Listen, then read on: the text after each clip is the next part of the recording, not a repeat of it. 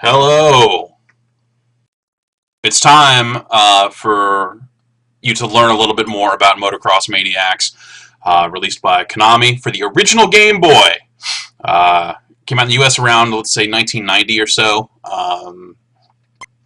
It was an Ultra Games release. That's how you know it was a Konami of that era, because it was in that weird time period when Konami couldn't put its name on more than X number of games per year and stuff like that. And this is one of my let's call it one of my all-time favorites. Motocross Maniacs is a great example of kind of what the early Game Boy was capable of, and it's just mechanically really sound. So now I have jet nitrous here. So the core of it is there's that time bar on screen. I need to do 2 laps on these tracks before the time bar runs out. I can pick up things to extend my time. And also, if I do flips in certain places while I'm in the air, there are secrets. Oh god, I normally don't wreck on the first track. That's a bad sign. If you flip in certain areas, there are secret things you can find, like jet nitrous and little options. Konami with Gradius and all that stuff. They love their options. But if you roll in the right place, you can get option little mini bikes that follow you after you hear. Oh god, you can hit the nitrous properly. So start recording, it all goes bad. So I've got a higher top speed now. There we go. Got one little buddy. Pick up some time. Boost over this mud here.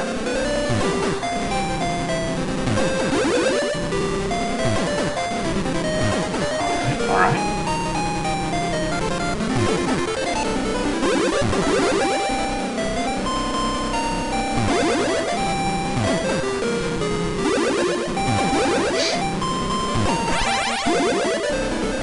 Just jamming.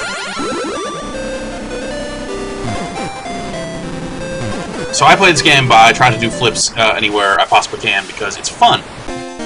And also that's the only way to find the J icon, which is the jet nitrous, which basically lets you hit nitrous while you're already in the air. So you can kind of fly. I mean, obviously, nitrous is a limited resource in this game. But you build up enough of a stock of it, you can kind of keep yourself up in the air for a while.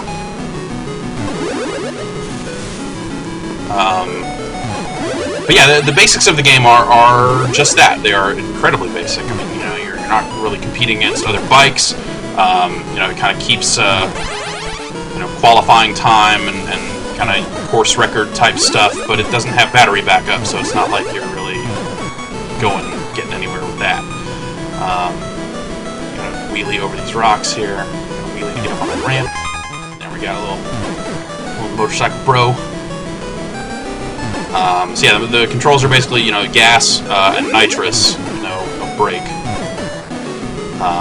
But then also you can push left to do wheelies and up to get a little extra launch off of a ramp.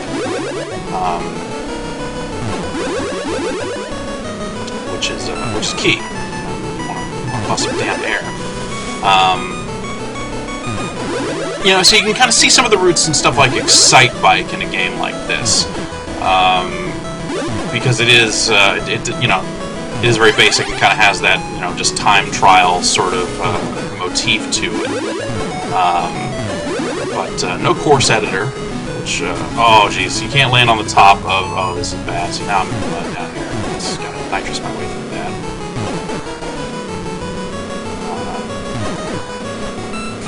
Oh, jeez. I was going too fast and I caught that other... Man, let's see what time's draining. This is... dire. Here we go. Alright. So, we finished it. But yeah, this is basically it. You just get like, hey, it's a record, you qualified, and you continue on to the next track. And, that's... it's a leaderboard game before they had the means to really kind of dig into leaderboards.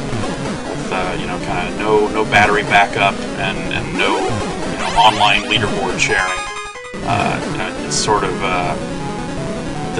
all the qualifying stuff became totally secondary to me. All I'm interested in with this game really is the feel, and that's something that I think still works reasonably well today. Oh, jeez. Feels like I'm in mud. And I'm out of nitrous.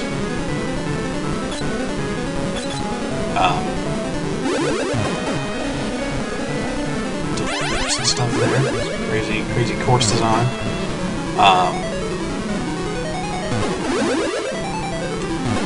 But I guess, you know, if I look back, you know, I really just had a thing for these types of side-scrolling motocross games. I think it's why,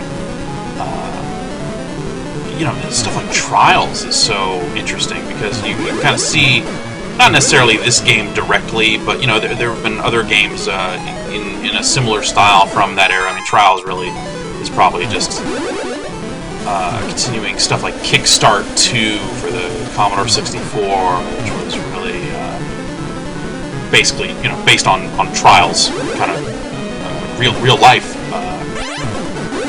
Trials, which they did on television in the UK, which I didn't know until relatively recently. But, you know, stuff like Excitebike and stuff like this, where you just get that kind of side view of the action and you know, stunt-filled tracks and that sort of stuff. It's a very appealing format. I think it's one that, you know, Trials proves it still works today. Though Trials is kind of going for a more devious take on that stuff than, you know, Excitebike or Motocross Maniacs ever was. They did a couple of sequels to Motocross Maniacs. They did Motocross Maniacs 2 for the Game Boy Color, and then they did Motocross Maniacs Advance for the GBA. Just never really captured the magic of the original. So I've jet nitrous here. I don't need nitrous, though. If I can get some nitrous before I wreck and kill myself, then maybe I can show you how that works. Okay, so I can hit it. Oh, well, perfect. You can hit it while you're in the air. You can use it to fly, basically. But you run out of nitrous pretty fast when doing that, because you kind of constantly hitting it. So it's hard to say if.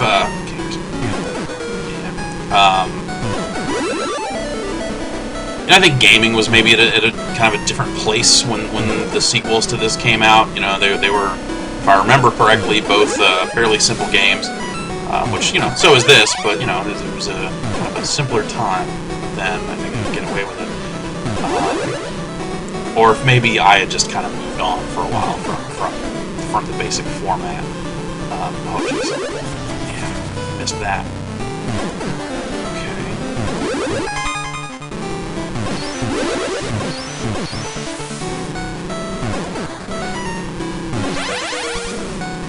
Oh, need some nitrous there.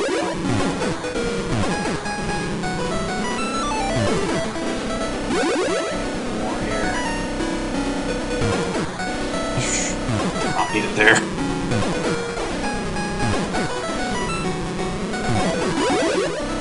Just your last nitrous to get more nitrous. Yeah, we jet over the finish. And hey, it's a record. It's kind of always a record, because, you know, you're never really leaving the Game Boy on long enough to actually, you know, register those scores anywhere, so. At least I never was. I don't know, that's what I was thinking. Yeah. A posse. You know, kind of hand it around and do that sort of stuff. But, yeah, I mean, that's probably all you really need to know about Motocross Maniacs, is that it's rad. Oh, no! See, with nitrous, I could have lived through that. Now, you're down here with no nitrous. Worst possible outcome.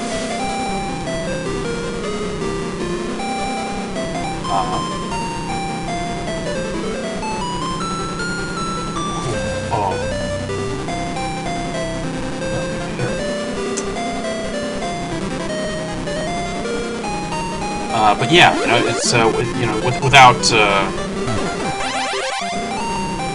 without any interest in those kind of leaderboards, it really does just kind of come about the general feeling of playing it. And, you know, the loop speed feels right. It's that kind of just smooth, mechanical feeling that made stuff like the surfing in California games, like the rotation you can get when you're off the wave, like just kind of doing flips and having that be your primary source of fun. And it works. I think it actually still works pretty well. I'm not gonna sit here and say, hey, go track down a copy of Motocross Maniacs, but it's a game I feel that more people should maybe know about. And if you've watched this far, you probably know a fair amount about Motocross Maniacs. Oh no! See, I need to not be holding up. But since I'm one who always wants to just get the most air possible, I'm always holding up. Because we're gonna run out of time here. I should have gotten that T. Oh, this is bad. This is real bad. Oh, we made it. Let's check out one more track and then call it.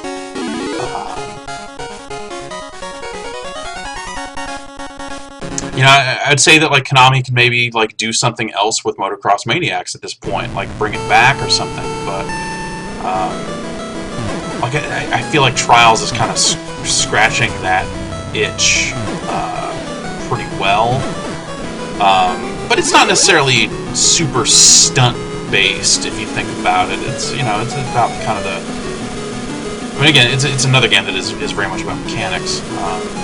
But you're kind of using it to deal with those obstacles. And there's a lot of slowing down Trials. This is not a game about slowing down. It's not the way I play it.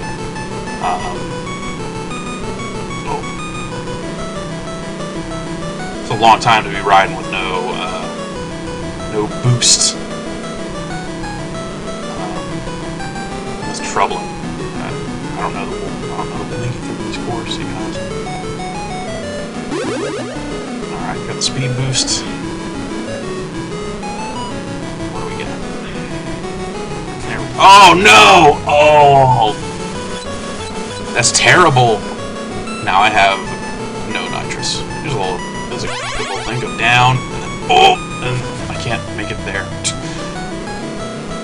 It's a pretty crazy little design. So, you know, it's like they built their pieces and then they kind of went to town with it on the track designs with this stuff, kind of building loops into loops, loops on loops on loops on loops.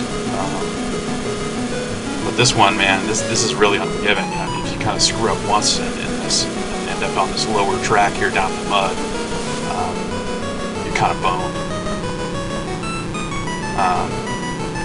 One of the things coming back to it now after all this time.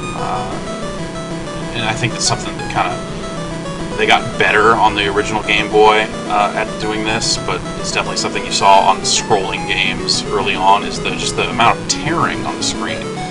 The refresh rate of the Game Boy screen was okay at masking it, but you can still see it when you go back to real hardware and see how it looks and stuff. But there it is. We lost. It's got a 2-player mode, so you know you can kind of get in there with another person and race it out. So you know you get your kind of real competition there. Let's do a versus computer. Let's just do 8A. Let's see what the 8th track looks like here. All right, Shadow Ghost Bike. What do you got?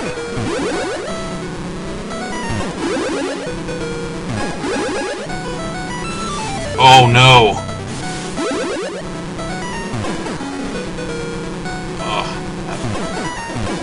Ghost Bike ain't fooling around with any of that stuff. Ghost Bike is just like, screw it, I'll go through the mud. Oh no.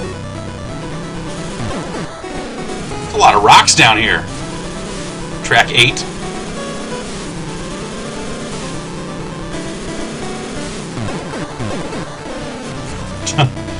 Oh boy. Timing on the wheelies is such that you have to really time it right, because otherwise you go too far back and wreck.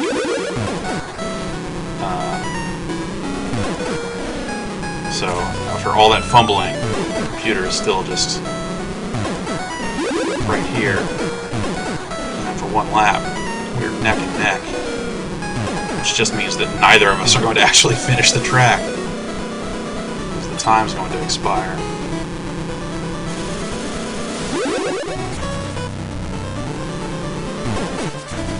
Yep. Not sure if this is a pure ghost that kind of operates the exact same way every time, or if they try to give you a little chance here. So it'll make it if you make it, it won't make it if you don't, or something like that. But yeah, so the two-player mode is pretty similar to that in terms of how it works when you link up two Game Boys, because everyone did that. Actually, I guess kind of a fair amount of people bought the original Game Boy back then, so actually probably did get a fair amount of system link use and stuff like that. But that's really all I need to say about that, is that Motocross Maniacs was an awesome game, and I think mechanically it still kind of holds up pretty well. So there you go. Now you know more about Motocross Maniacs. So that's cool, right? See you next time.